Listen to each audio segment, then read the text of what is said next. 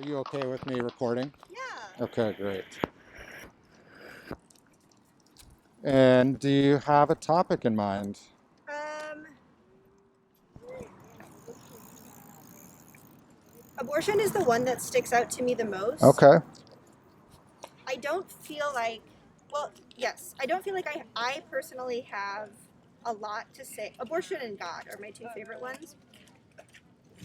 Those are the ones that I would have the most to say Okay. about personally, but Okay. all of them are topics that I'm interested in hearing about anyone's perspective or your perspective as well. Okay. Well, like I said, I try to keep my perspective out of it. But you want to try abortion? Sure. Okay.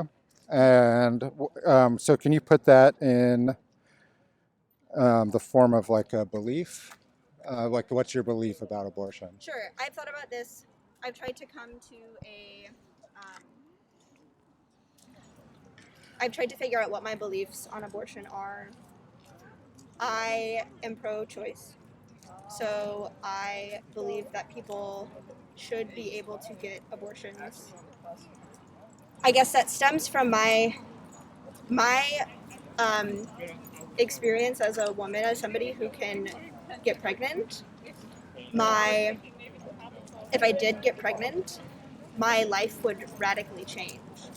I have done I have done like almost everything I can my whole life until like since I was able to get pregnant to prevent myself from getting pregnant. Because Before you go any further, let me get a sense of like on a scale of 1 to 100, okay, like 100 being like completely unquestionably pro-choice, and 0 being, pro-life. Where would you say you are on that scale? I guess it would help to define pro-choice and pro-life. Sure. So, I guess my perception of a pro-choice belief or a pro-life belief. So I am not religious. I would not classify myself as being atheist, but I would classify myself as being agnostic. I am open to. So see how these are tied because Yes. the pro-life group is so tied to Christianity in this country, and to like the information I have about the debate at all, it's so the pro-life side is so heavily tied to Christianity that to me that's like that's such a huge part of the debate. So Does that influence your decision to be pro-choice? I probably I think because if I was a Christian, I would there would be more. I would be more easily persuaded to be pro-life. I think because there are so many pro-life Christians, and I do think that if you believe that God creates every person or knows every person before they're born, everyone has a soul that is created by God, then if you have an abortion, that person is already known by God. And so then in essence, like there's already personhood associated with an unborn child. Right. So sorry, go ahead. So like there's that assumption is resting on so many other things that also that like so many things that the belief in Christianity rests on. Right. And I don't ascribe to those beliefs. Right. So, but I definitely associate Christianity with being pro-life. Right. So I am not a Christian, but I'm not an atheist. I'm Right. an agnostic. It's so like with the scale question, like say, and I think it's good to hash out the definitions, but like what I had in mind when I said it is like, so say you're pro-choice, but like just for hypothetically, if you were pro-choice, but only in the first trimester, like you might say, like I would imagine you'd be on the scale somewhere around like between 65 and 75%, like in terms of, and you'd be 100% if you were, for the right to have an abortion straight up to the last second before you give birth. So that's, but you can define it however you want, but that's Definite, kind of what I definitely. had in mind. Okay, yeah. I think what is interesting about those definitions, and this is something that we hear about from people who are pro-life, or in the discussion about abortion, we hear about late-term abortions. And my understanding of late-term abortions is that they're really uncommon and they happen for medical reasons. No one's having an elective late-term abortion. And the idea, or the, like, when people say, specifically I've heard like politicians on the right say this about politicians on the left who are pro-choice. This person wants to make abortion legal for up until the moment before a baby is born, and that's not going to happen. And so I think the concept of late-term abortions is really nuanced, and that's not something that I think if I don't know much about late-term abortions, but I think if we did, or if we had somebody like explain the nuance of late-term abortions to us, or like the medical reasons why people have late-term abortions, I'm sure people who are pro-life and pro-choice would have, they'd find more common ground. And so I agree that the concept of abortions, or the concept of like being pro-choice or pro-life, it is like primarily focusing, I guess for me, it's primarily focusing on the point at which somebody would have an elective abortion, thinking like, can I have this child? Should I have this child? Sorry, I still haven't answered your question. Where am I on a scale from 1 to 100? It's all right, you can That's get a there good question. slowly. Like maybe, I don't know, maybe 50. Like 50, because okay. I think every situation is nuanced, Right. and that's why I don't think it works or is fair or right to tell every single woman that they can't have an abortion. So I think what I heard you saying before is that sometimes you hear the people who are against abortion highlight an extreme case in the form of really talking or laying thick on the late-term abortion.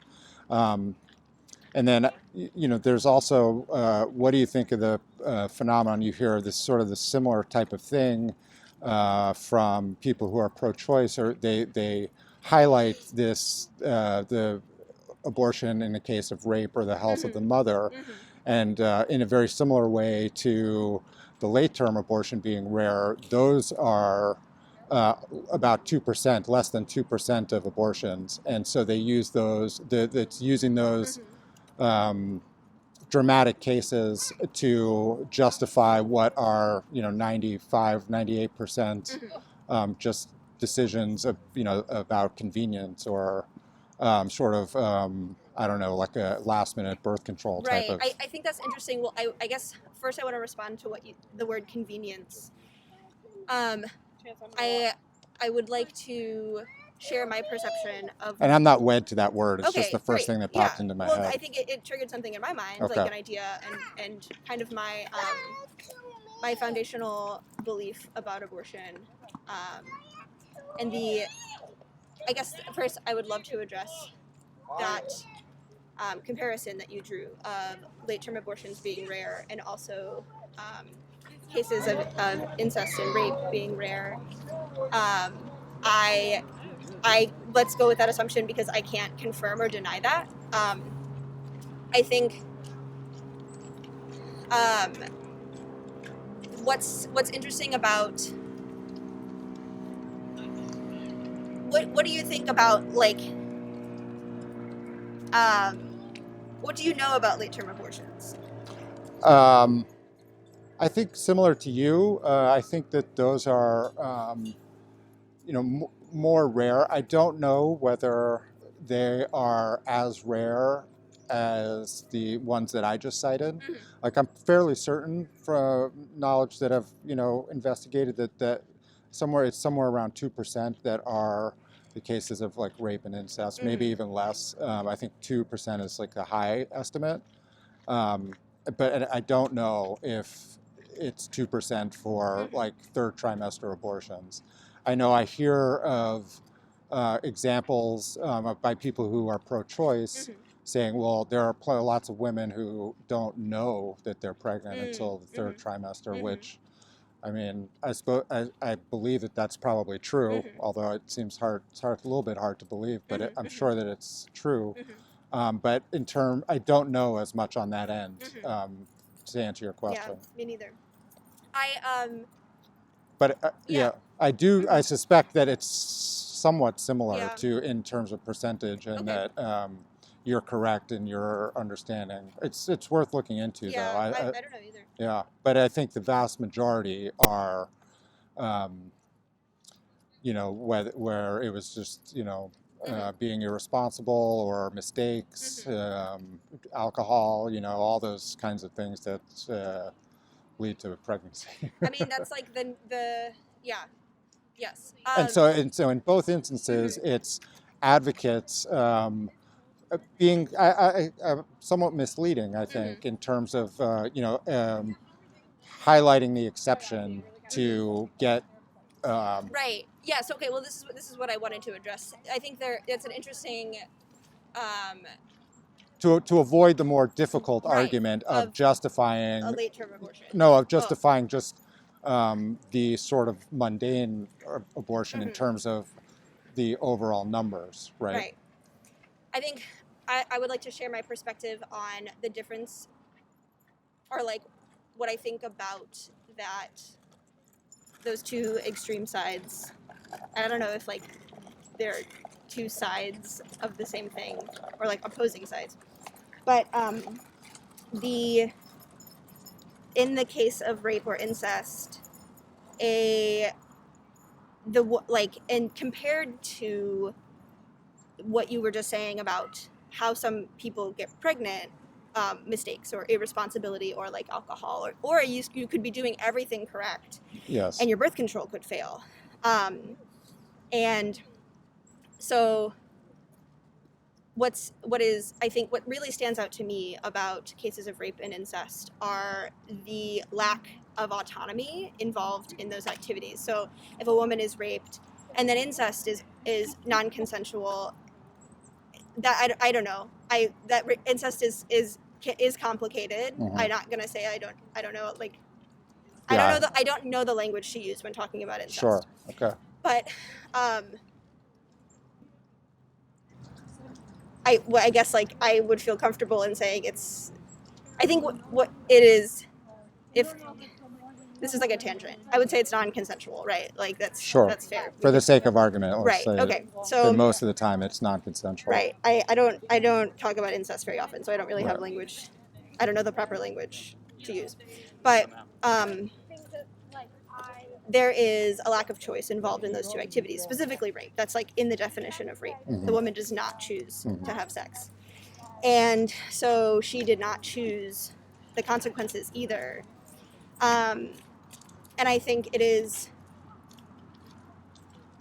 like, my perception is that because we have the option, like if she did not choose to get raped and she did not choose to get pregnant, if that's the result of the rape, and we have the safe medical technology to reverse that.